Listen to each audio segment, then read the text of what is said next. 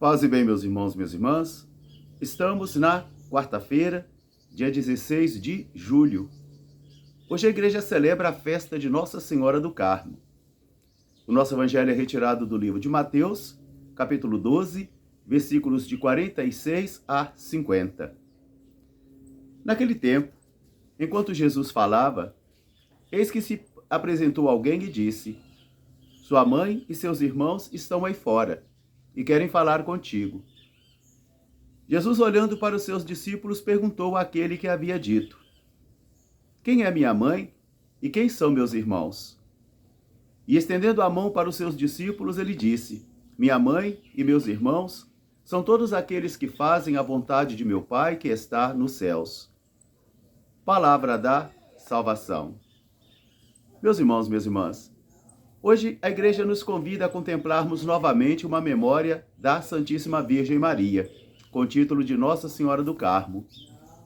E esse evangelho de hoje, que nos é apresentado do livro de Mateus, nos coloca diante de uma nova situação que vai formar a família espiritual de Jesus. Não mais vinculada pelo sangue, mas agora vinda de laços espirituais. Minha mãe e meus irmãos são todos aqueles que fazem a vontade de meu Pai que está nos céus. A primeira leitura do livro de Isaías, o profeta nos convida a alegrar-nos. A nos alegrarmos porque o Senhor entra no seu templo. O Senhor se coloca em sua glória no interior do seu templo. E isso será motivo de alegria e de júbilo para todo o povo, porque eles contemplarão a face do Senhor.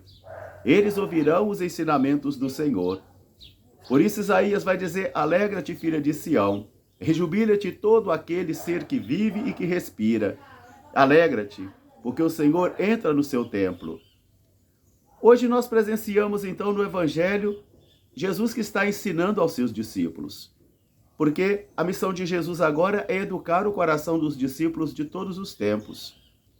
Ele vai trabalhando a inteligência, ele vai trabalhando os corações, porque por meio da inteligência e do coração, ele vai condicionando o agir prático de cada um de nós. Isso serve para ontem, isso serve para hoje. Porque a doutrina cristã, o ensinamento cristão, não é somente uma teoria, uma ideologia, mas é uma forma de viver e também de se relacionar. Por isso, nesse momento agora, Jesus está ensinando, Jesus está educando os discípulos. E enquanto ele está falando, eis que aparece sua mãe e seus irmãos. Eles tinham recebido a notícia de que Jesus estava ali e de que Jesus não estava bem da cabeça, que Jesus estava como louco. Por isso sua mãe e seus irmãos saem ao encontro dele, vão buscá-lo. Creio que seja na tentativa de levá-lo para casa.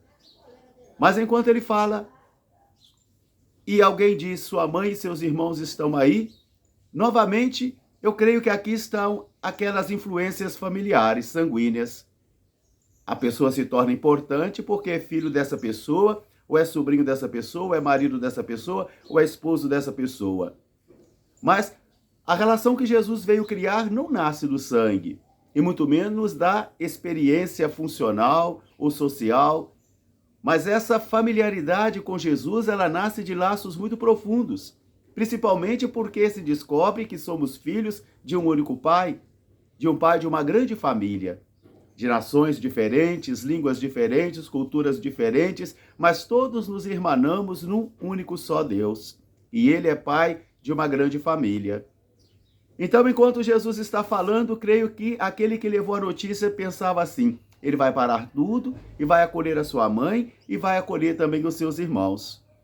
Jesus não está desmerecendo a dignidade da sua mãe. Jesus não está desmerecendo a dignidade dos seus irmãos. Jesus não está deixando de amar a sua mãe e a sua família. Mas naquele momento ele está colocando no lugar certo onde deve ocupar a sua mãe e onde deve ocupar os seus irmãos. Porque as influências agora, para exercer os ministérios, não vêm do sangue e nem do vínculo parentesco, mas de vínculos espirituais. Por isso Jesus, olhando então para os discípulos que ali estão, vou apontar para eles e vai dizer: minha mãe e meus irmãos são todos aqueles que fazem a vontade de meu Pai que está no céu. Nosso Pai São Francisco um dia nos ensinou que nós devíamos também nós estarmos grávidos de Jesus, para darmos à luz a Jesus por meio das grandes obras, das boas obras. E ele também nos ensinava, e nós somos irmãos, irmãs, pais e mães de Jesus, quando nós cumprimos a vontade do Pai que está no céu. E cumprir a vontade do Pai que está no céu é a missão de Jesus. Ao entrar no mundo, é ele que diz, eu vim, ó Pai, para fazer a tua vontade. E fazer a vontade do Pai é o alimento diário de Jesus, como ele mesmo proclama. E no Pai Nosso também ele nos ensinou, e quando orardes, rezai assim, seja feita a vossa vontade na terra e no céu. Meus irmãos, minhas irmãs, como é importante que nós aprendamos desse evangelho de hoje, esse ensinamento de Jesus. Porque a importância e a dignidade de um cristão está no seu batismo, está na sua pia batismal. Por meio de dons diferentes, carismas diferentes, ministérios diferentes, todos nós nos irmanamos. E nós temos que tomar muito cuidado para que a gente não venha desvirtuar o sentido de pertencer à família de Jesus. Não pertencemos à família de Jesus por títulos.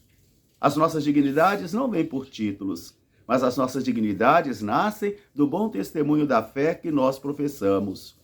Por isso hoje, ao dizer quem é minha mãe e quem são meus irmãos, Jesus está então colocando agora numa balança de significados e de sentidos e de valores a importância de cada homem e de cada mulher, porque cada homem e cada mulher vale aquilo que é aos olhos de Deus.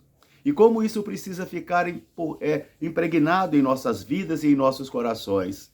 Cada homem e cada mulher vale aquilo que é aos olhos de Deus. Não é porque é dessa igreja, não é porque é dessa religião, não é porque é dessa congregação, não é porque é desse ministério, não. A dignidade de um homem e de uma mulher nasce da sua visão diante da face de Deus. Cada homem e cada mulher vale aquilo que é aos olhos de Deus. Então, Jesus vai dizer, mas quem é minha mãe e quem são meus irmãos? Minha mãe e meus irmãos são todos aqueles que fazem a vontade de meu Pai que está nos céus. E fazer a vontade do Pai que está nos céus é a missão da minha vida e deve também ser a missão da sua vida. Por isso, constantemente, eu e você temos que perguntar ao Senhor, Senhor, que queres que eu faça? Senhor, como queres que eu me comporte diante desta situação aqui? E todos nós, então, temos que batalhar, labutar, para conformar a nossa vida com aquilo que Deus espera de mim e que Deus espera de você. Eu sei que não é fácil. Não é fácil para mim e não é fácil para você. Tanto que todos os santos jamais se deixavam serem chamados de santos, de perfeitos, de justos, de honestos. Todos eles temiam, porque quem está em pé pode cair, e quem está caído pode se reerguer-se.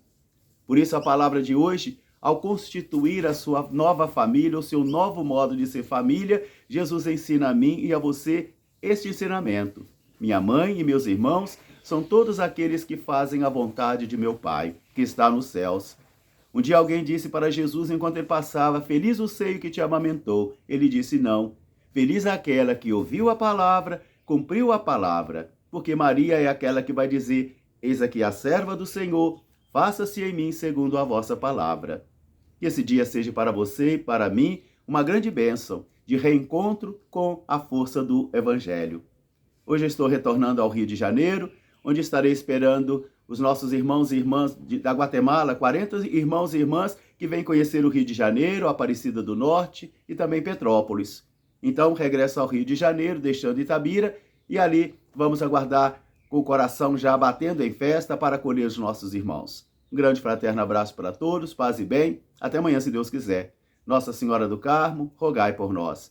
Santa Virgem Maria, numa mulher nascida no mundo semelhante a vós, filha e serva do Altíssimo Pai e Rei Celestial, mãe de nosso Santíssimo Senhor Jesus Cristo, esposa do Espírito Santo, rogai por nós com São Miguel Arcanjo e todas as virtudes dos céus, junto ao vosso dileto e amado Filho, nosso Senhor Jesus Cristo. Amém. Até amanhã, se Deus quiser.